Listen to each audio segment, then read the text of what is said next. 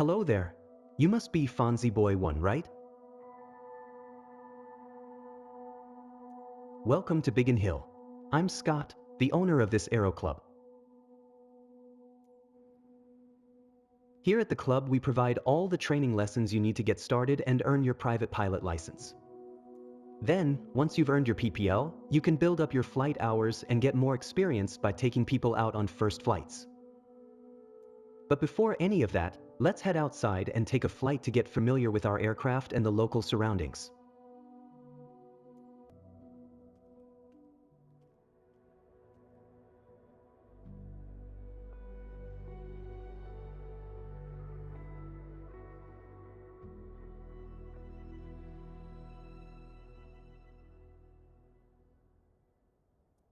Why don't you walk around a bit while I finish the pre-flight preparations? Today we will be flying in a Cessna 172 Skyhawk. It's the main trainer airplane in our flight school. Our Cessna's got a glass cockpit and a 180 horsepower engine, climbs well and is easy to fly. It's one sweet ride. I'm ready if you are, so hop in and buckle up. Let the good times roll.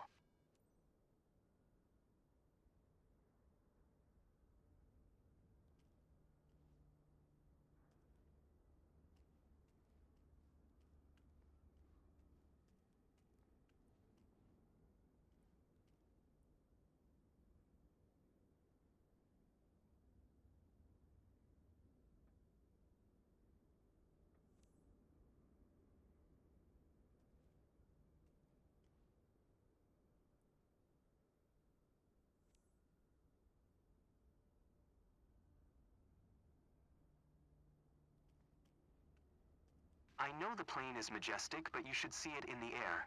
Get inside so we can get started.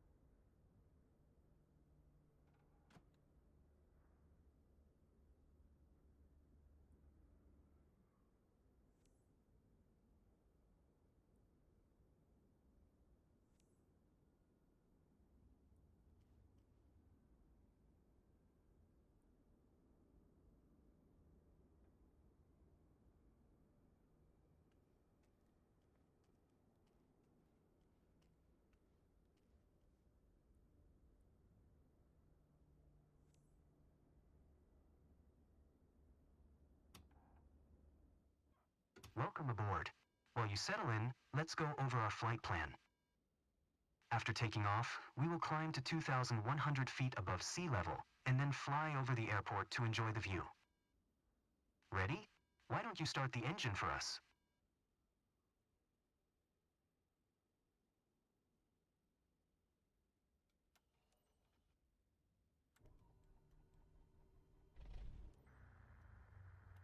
Perfect. The wind is from 206 degrees direction with a speed of 2 knots, so we'll be taking off from runway 21. Okay, let me taxi to the runway.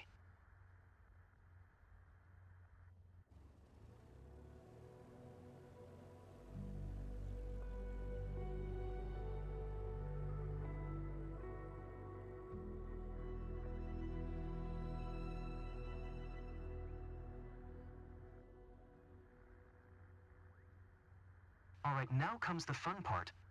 After releasing the brakes and applying full power, we will speed up and take off once we reach 55 knots airspeed. We will be climbing at 75 knots, which is the recommended climbing speed for the Cessna Skyhawk. While climbing, we will follow a left-hand traffic pattern and make 2 turns. Don't worry if it sounds overwhelming, I am here to help. Release the parking brakes, otherwise we're not going anywhere.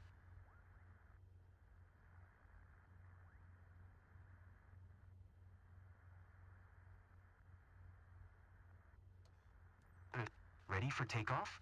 Apply full power to get us moving.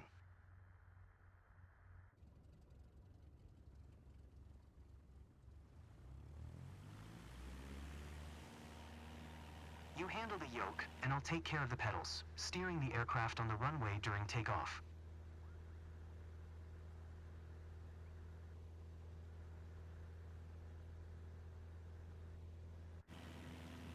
We have reached 55 knots. Pull the yoke a little bit to lift off.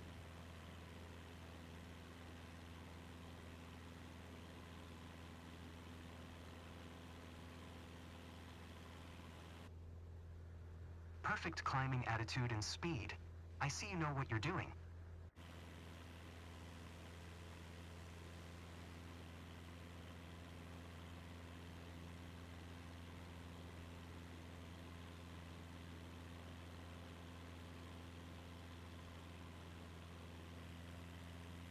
We are approaching our first turn.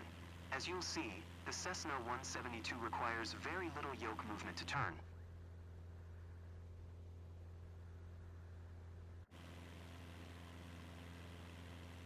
You can start turning left.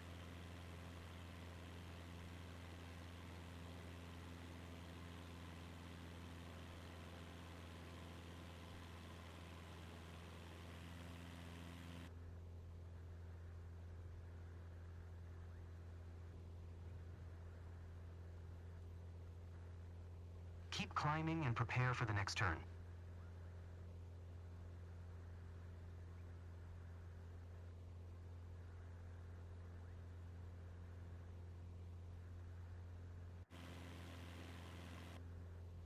Okay, turn left again. We are almost there. Remember, we need to climb to 2,100 feet. It will keep us 500 feet above the traffic pattern.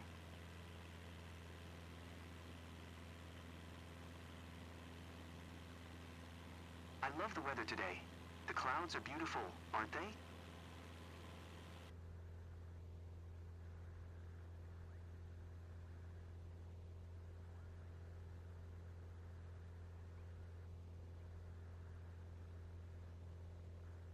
There we are, 2,100 feet above sea level and 500 feet above the traffic pattern. We have safe separation with the other airplanes. Look around, see our airport? Let's fly over it.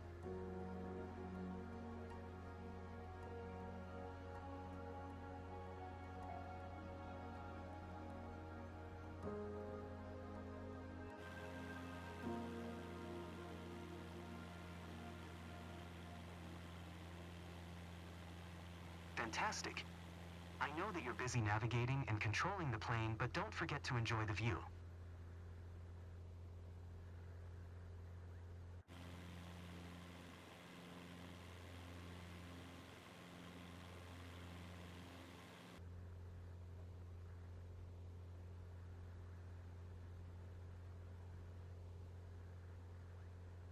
Well done. I believe you have a talent for piloting. I hope you enjoyed the flight. Let's head back to the ground now.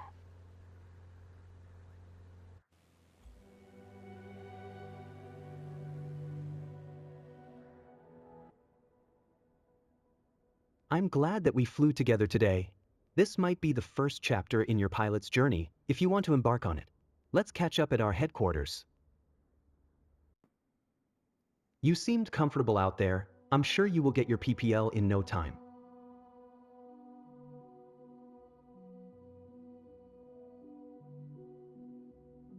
There's a laptop in the office that shows all the certification information you'll need for your PPL exam. Take a look.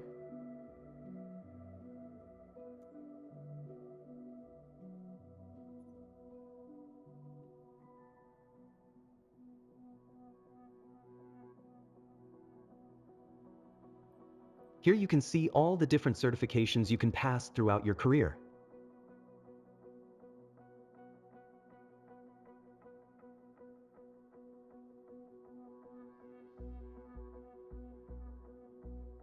Your first step is to work towards your private pilot license.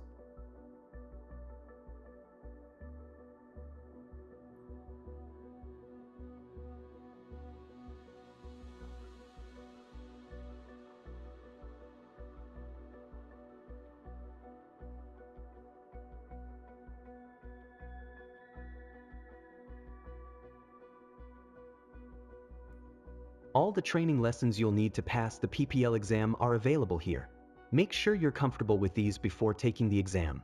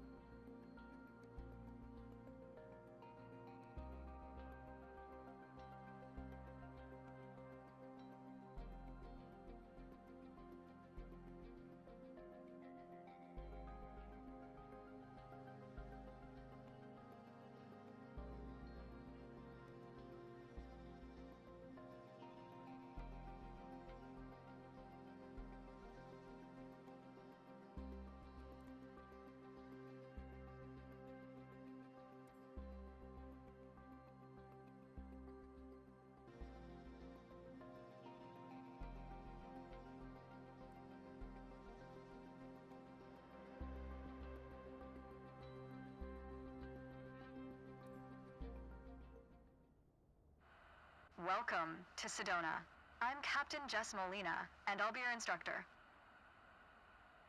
For this lesson, we're going to start on the ground and focus on some basic concepts. Fundamentals every pilot needs to know before hitting the skies.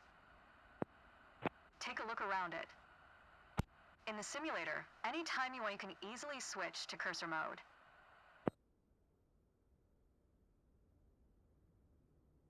The cursor is handy for interacting with menus and cockpit controls or instruments.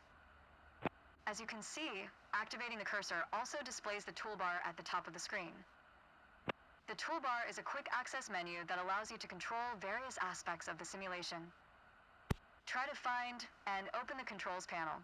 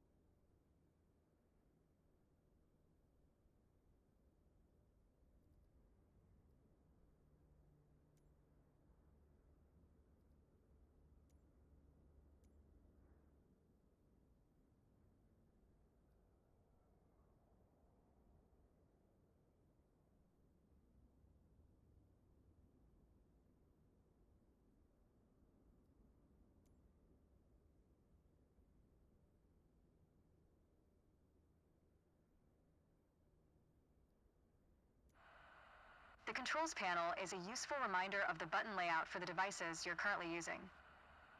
Now try to find and open the camera panel in the toolbar. The camera panel allows you to access the various views and camera modes of the simulation. Go ahead and close all the panels for now.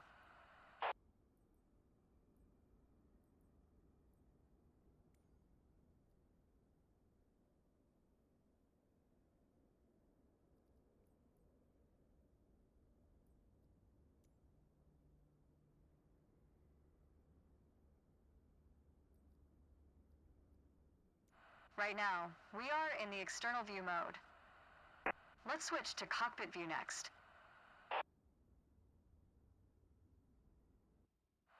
In front of you is the yoke, the primary means of controlling the aircraft. In the simulation, you will be controlling the aircraft with your peripherals of choice.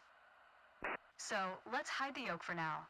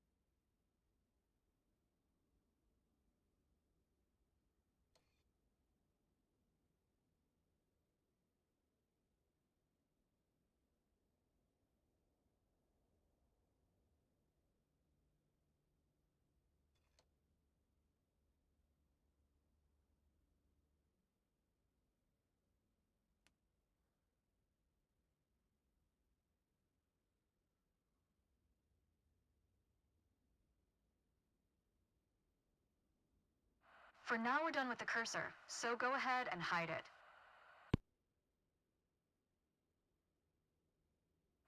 Alright, as we've seen, when you want to look around you, it's easy to rotate the camera. But you can also move it freely in the cockpit to get a better view of anything you want to see, even through a window to look outside. Now, reset the camera to its original position.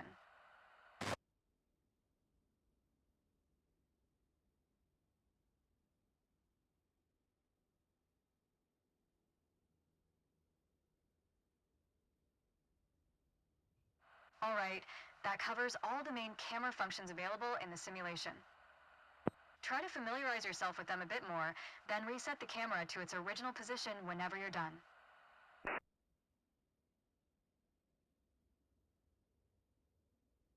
Great.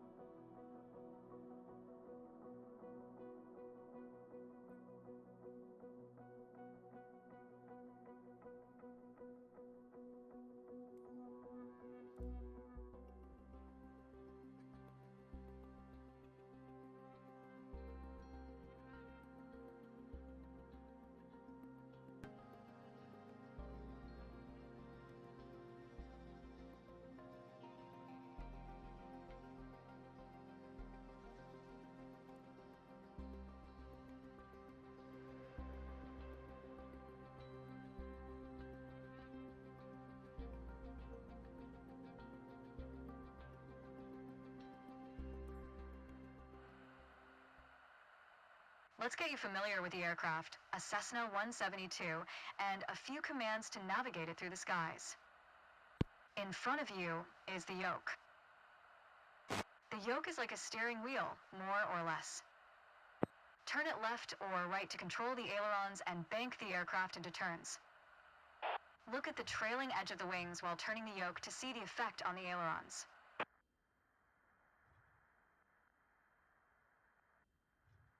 Okay. Now, The difference between the yoke and a steering wheel is you can pull or push on the yoke. This controls the elevator at the back of the aircraft to make it climb or descend. Look at the horizontal stabilizer. While you pull on the yoke, you can see how it affects the elevator.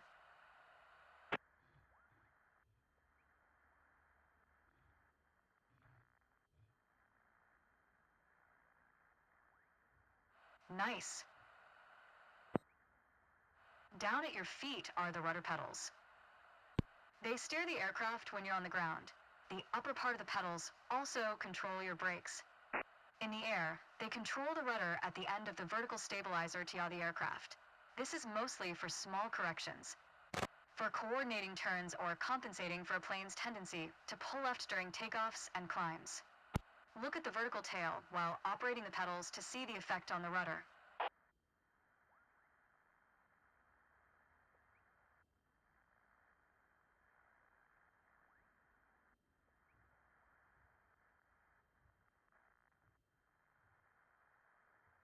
Great. Last but not least, the throttle is located near the center of the cockpit. Pushing forward will increase power, pulling back will decrease power. First, look at the throttle and select it.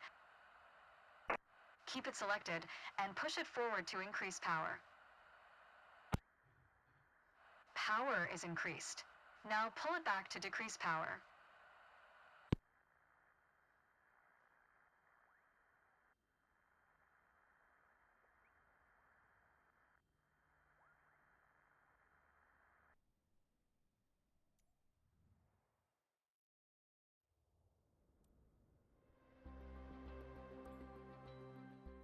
Let's get you familiar with the aircraft, a Cessna 172, and a few commands to navigate it through the skies. Last but not least, the throttle is located near the center of the cockpit. Pushing forward will increase power, pulling back will decrease power. First, look at the throttle and select it.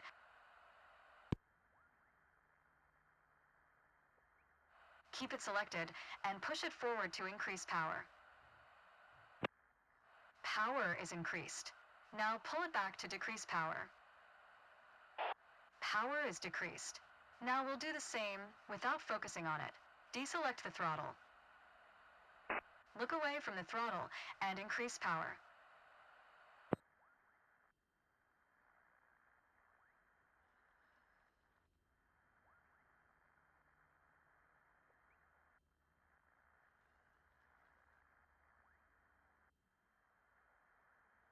Set your throttle to idle.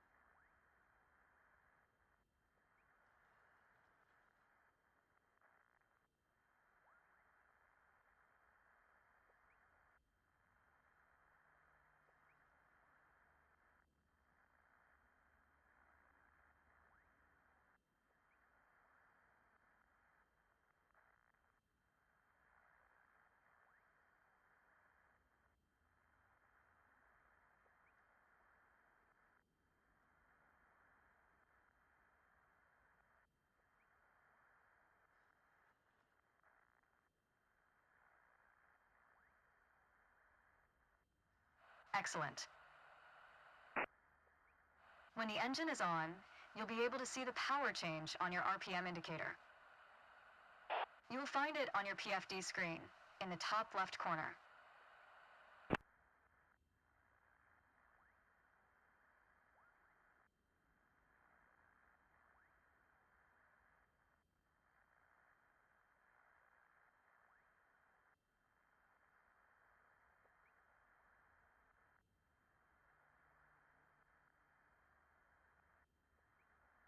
This tells you how fast the engine is spinning in hundreds of revolutions per minute.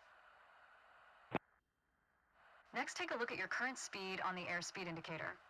It's on the left on your PFD screen.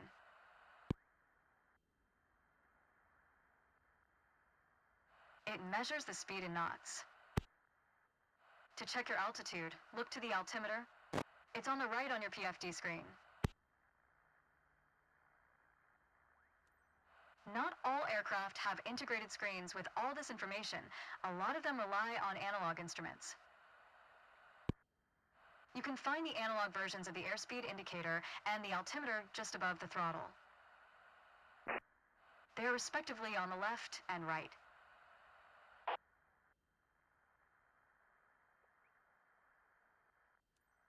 The analog altimeter has 3 hands similar to a clock.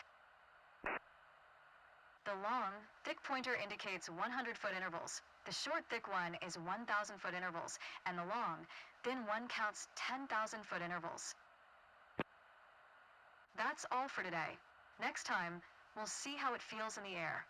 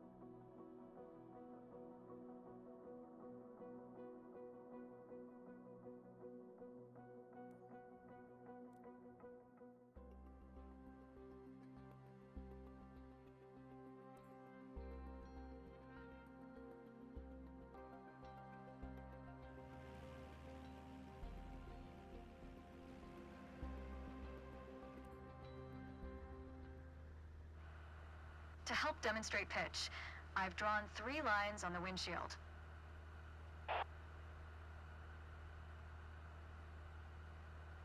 Notice how the middle line matches the horizon while we're flying level? This is the cruise attitude. The lower dotted line is the climb attitude, and the upper one is the descent attitude.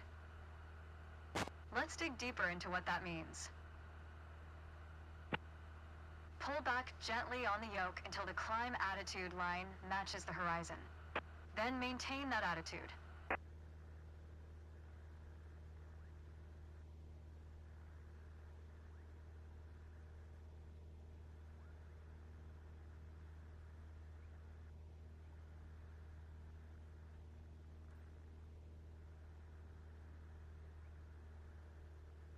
According to your altimeter, we're gaining altitude.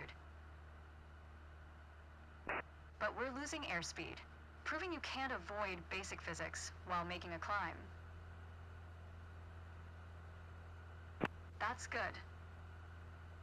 Keep working on it, you'll get better. Now, let's level back out.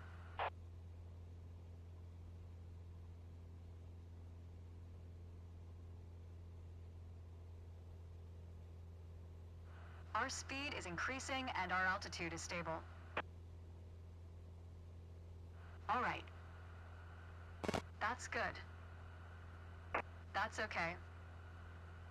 Push gently on the yoke until the descent attitude line matches the horizon. Then maintain that attitude.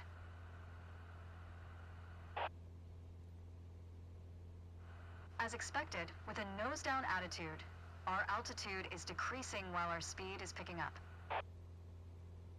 Great. That's good. Keep working on it, you'll get better. Okay, bring us back to level flight.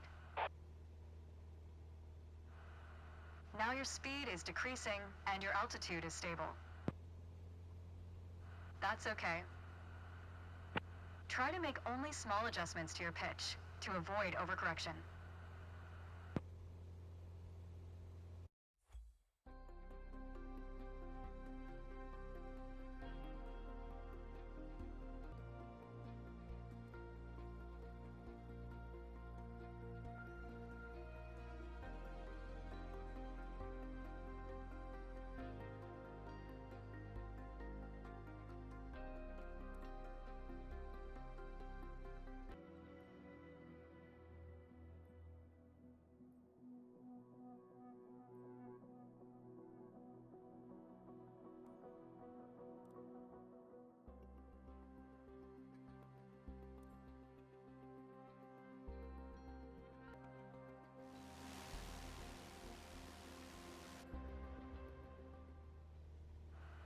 For this lesson, we're going to use a line drawn on the windshield to indicate the crew's attitude.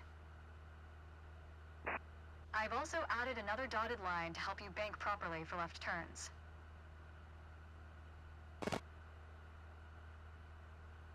Gently move the yoke to the left until the dotted line matches up with the horizon. Then maintain that bank.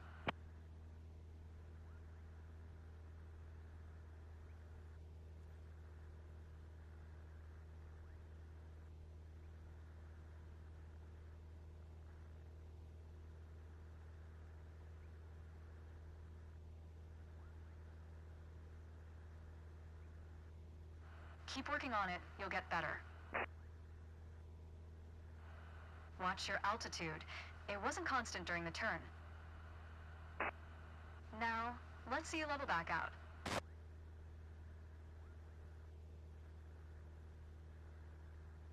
All right.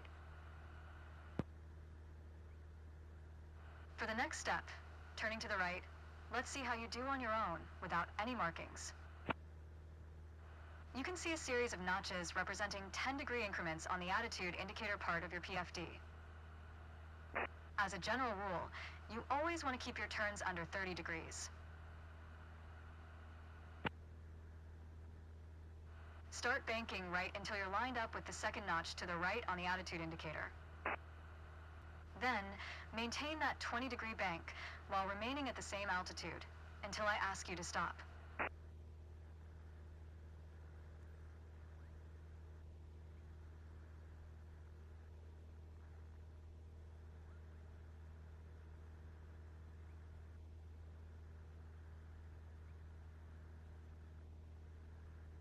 Keep working on it, you'll get better. Keep working to maintain a constant altitude during the turn. Level us back out now.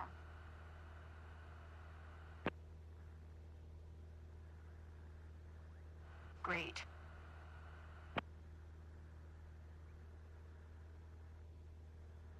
Small corrections on the yoke will lead to more accurate turns.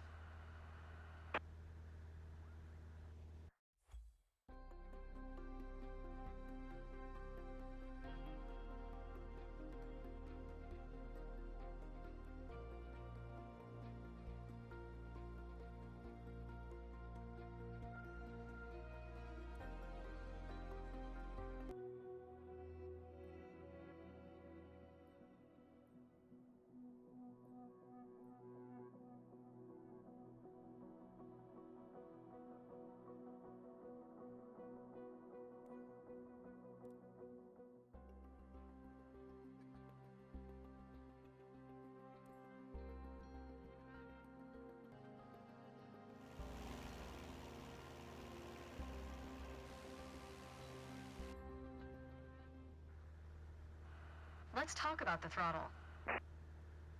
If you have the need for speed, then the throttle's for you. Full control over the power output of the engine. In the Cessna 172, that relates directly to the RPM displayed on the tachometer on the PFD. Pull back on the throttle to reduce RPM to 1800.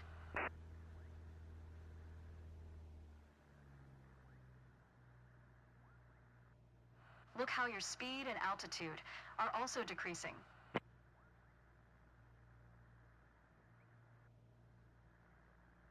Excellent. Okay, let's throttle back up to 2,400 RPM.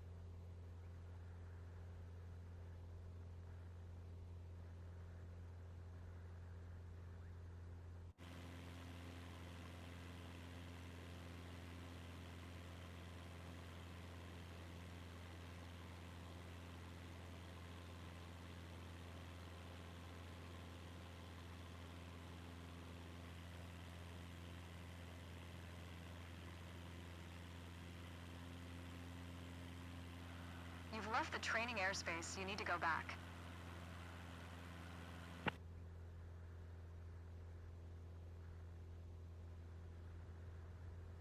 You put your plane in a dangerous situation. Okay, let's throttle back up to 2,400 RPM.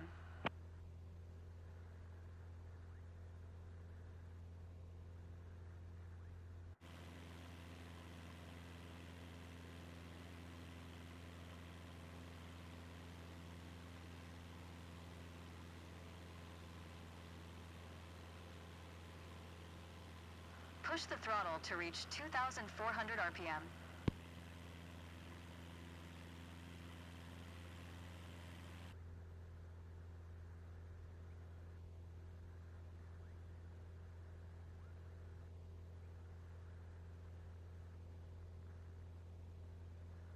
Push the throttle to reach 2,400 RPM.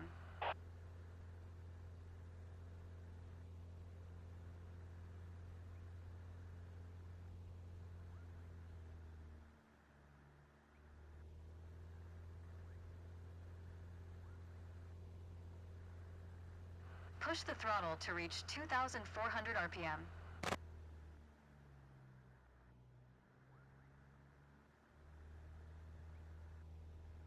Your speed is increasing now.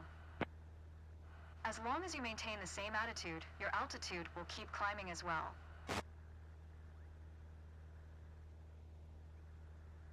Keep working on it, you'll get better.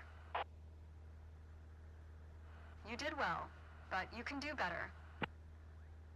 Practice getting comfortable with the relationship between the throttle and RPM.